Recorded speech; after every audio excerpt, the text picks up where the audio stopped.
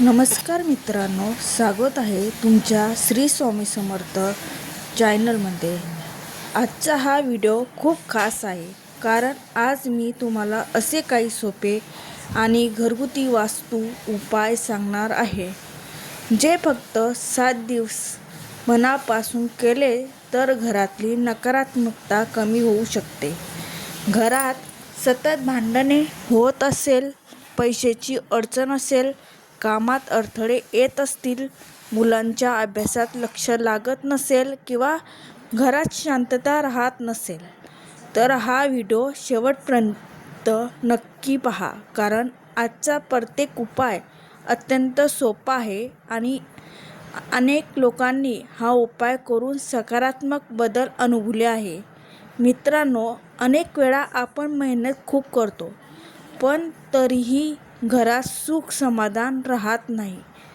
काही ना काही अडचणी सुरूच राहतात आणि मग आपण विचार करतो की नेमकं चुकते कुठे? तर वास्तुशास्त्रानुसार आपल्या घरातली दिशा, ऊर्जा आणि वास्तूची मांडणी यांचा आपल्या जीवनावर खूप परिणाम होत असतो। जर घरात चुकीच्या दिशेने वस्तू असतील तर नकारात्मक ऊर्जा वाढू शकते आणि त्यांचा परिणाम घरातल्या वातावरणावर दिसू लागतो। आणि आज मी तुम्हाला 7 दिवसाचे एक साधा आणि सोपा प्लॅन सांगणार आहे, जो कोणताही मोठा खर्च न करता तुम्ही घरच्या घरी करू शकता। आणि मित्रांनो, व्हिडिओ सुरू करण्याआधी मला कमेंटमध्ये नक्की सांगा तुमच्या घराचा मुख्य दरवाजा कोणत्या दिशेला आहे, आणि जर तुम्हाला असे भक्ती आणि वास्तूचे व्हिडिओ आवडत असतील तर व्हिडिओला लाईक करा, चॅनलला सबस्क्राईब करा आणि बेल नोटिफिकेशन ऑन करा। चला तर मग सुरुवात करूया आपल्या पहिल्या दिवसापासून। मित्रांनो, सर्वात आधी आपण समजून घेऊया की वास्तुदोष म्हणजे नेमकं काय। वास्तुशास्त्रानुसार प्रत्येक दिशेची एक वेगळी ऊर्जा निर्माण असते। उत्तर दिशा धनाशी संबंधित मानली जाते, पूर्व दिशा सूर्य आणि सकारात्मकतेशी जोडलेली असते, दक्षिण दिशा स्थैर्य दर्शवते, तर पश्चिम दिशा प्रगतीशी संबंधित मानली जाते। आणि जेव्हा या दिशांमध्ये चुकीची वस्तू ठेवल्या जातात तेव्हा घरात असंतुलन निर्माण होऊ शकते। उदाहरणार्थ, अनेक घरांमध्ये उत्तर दिशेला जड वस्तू ठेवल्या जातात किंवा ईशान्य कोपरा बंद ठेवला जातो, त्यामुळे पैशाचा प्रवाह मंद होतो। काही घरांमध्ये घरात चुकीच्या दिशेला असल्याने घरात सतत आरोग्याची समस्या निर्माण होतात। आणि मित्रांनो, मी स्वतः अनेक लोकांकडून असा अनुभव ऐकले आहे की छोटे छोटे बदल केल्यानंतर घरात सकारात्मक वातावरण निर्माण झाले। आता सुरू करूया दिवस पहिला म्हणजे मुख्य दरवाजाची शुद्ध आणि सकारात्मक ऊर्जेची स्वागत। सकाळी आंघोळ करून सर्वात आधी मुख्य दरवाजा स्वच्छ पाण्याने धुवा। त्यानंतर लाल चंदनाचे किंवा कुंकवाचे सुंदर स्वस्तिक काढा। मित्रांनो, वास्तुशास्त्रात स्वस्तिक हे शुभचिन्ह मानले जाते आणि असं मानले जाते की यामुळे सकारात्मक ऊर्जा घरात प्रवेश करते। त्यानंतर घरात पडलेले तुटके सामान, फाटके कपडे किंवा निरुपयोगी वस्तू बाहेर काढा, कारण ज्या घरात जुनी आणि तुटकी वस्तू जास्त असतात तिथे नकारात्मक वाढते। घरात शक्यतो हिरवा, पिवळा किंवा हलके रंग वापरा, कारण हे रंग मनाला शांतता देतात। मित्रांनो, मी एक गोष्ट नेहमी सांगते, घरात शांती हवी असेल तर सर्वात आधी घर स्वच्छ आणि प्रसन्न असणे खूप गरजेचं आहे। हा उपाय करून रात्री देवासमोर दिवा लावा आणि मनापासून प्रार्थना करा। उद्या कमेंटमध्ये नक्की सांगा तुम्ही हा उपाय केले का। आता येतो दुसरा उपाय। दुसरा दिवस हा धन प्रवाह आणि लक्ष्मी कृपेसाठी आहे। सकाळी 11 वाजण्याच्या आसपास घरातली तिजोरी किंवा पैसे ठेवण्याची जागा स्वच्छ करा। शक्य असेल तर तिजोरी उत्तर किंवा ईशान्य दिशेला किंवा वास्तुशास्त्र ही दिशा धनासाठी शुभ मानली जाते. त्यानंतर तिजोरीवर थोडासा केसरचा लेप लावा आणि शांत मनाने हा मंत्र जपा. ओम श्री ह्रीं क्लीं महालक्ष्मी नमः.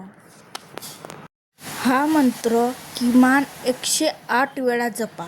मित्रांनो, मंत्र जपत असताना मन शांत ठेवा आणि घरात सुख समृद्धी यावी अशी भावना ठेवा. अनेक भक्त सांगतात की नियमित मंत्र जपामुळे घरातल्या वातावरणात सकारात्मक बदल जाणवतो आणि मनालाही शांतता मिळते. त्यानंतर तिजोरीत एक छोटी हळदीची गाठ ठेवा आणि लक्ष्मी मातेला नमस्कार करा. आता सुरू करूया तिसरा दिवस. तिसरा हा स्वयंपाकघराशी संबंधित आहे, कारण स्वयंपाकघर हे घराचे अन्नपूर्ण स्थान मानले जाते. त्या घरात स्वयंपाकघर स्वच्छ आणि व्यवस्थित असते, त्या घरात आनंद आणि समाधान टिकून राहते. सर्वात आधी आग्नेय कोपरा स्वच्छ करा, म्हणजे दक्षिण पूर्व दिशा. शक्य असल्यास त्या ठिकाणी छोटासा दिवा लावा. स्वयंपाक करताना अन्नात थोडासा पुदिना वापरा, कारण पुदिनाचा सुगंध वातावरण प्रसन्न ठेवते. गॅस जवळ तुरीची डाळ किंवा तांदूळाची छोटी पिशवी ठेवा. हे अन्न समृद्धीचे प्रतीक मानले जाते. अनेक वेळा आपण स्वयंपाक करताना रागात किंवा तणावात असतो, पण लक्षात ठेवा, अन्नावर आपल्या भावनांचा परिणाम होतो. त्यामुळे स्वयंपाक करताना देवाचे नामस्मरण करा आणि आनंदी मनाने अन्न तयार करा. एका सबस्क्रायबरने मला सांगितलं की त्यांनी फक्त स्वयंपाकघर स्वच्छ ठेवण्याची सवय लावली आणि घरातले भांडण कमी झाले. आता येतो चौथा दिवस. चौथ्या दिवशी बेडरूम आणि आरोग्यासाठी आहे, कारण आपली झोप चांगली असेल तर मन आणि शरीर दोन्ही निरोगी राहतात. बेड शक्यतो दक्षिण-पश्चिम दिशेला ठेवा आणि झोपताना डोके दक्षिणेकडे येईल याची काळजी घ्यावी. खोलीत जास्त काळोख किंवा अस्तव्यस्त वस्तू ठेवू नका. रात्री झोपण्याआधी पांढरी फुले देवाजवळ अर्पण करा आणि शांतपणे हा मंत्र जपा. ओम नमो भगवते वासुदेवाय नमः. हा मंत्र 50 वेळा जपा. मित्रांनो, या मंत्रामुळे मन शांत होते आणि झोप चांगली लागते. बेडरूममध्ये तुटलेले आरसे किंवा बंद घड्याळ ठेवू नका, कारण वास्तूनुसार यामुळे नकारात्मक ऊर्जा वाढते. रात्री मोबाईल वापरण्याऐवजी 2 मिनिटं देवाचे नाव घ्या आणि सकारात्मक विचार करून झोपा. आता सुरू करूया दिवस पाचवा. पाचवा हा पूजा घरासाठी अत्यंत महत्त्वाचे आहे, कारण घरातले देवघर हे सकारात्मक ऊर्जेचे केंद्र मानले जाते. ईशान्य दिशा म्हणजे उत्तर पूर्व कोपरा स्वच्छ करा. देवघरातले जुनी फुले किंवा खराब झालेले वस्तू काढून टाका. त्यानंतर दत्तात्रेयाचा फोटो किंवा मूर्ती ठेवा. शांत मनाने दिवा लावा आणि हा मंत्र जपा. ओम दत्तात्रेयाय नमः. हा मंत्र 108 वेळा जपा. मित्रांनो, मंत्र जपत असताना मनात कोणतीही राग किंवा नकारात्मक विचार ठेवू नका.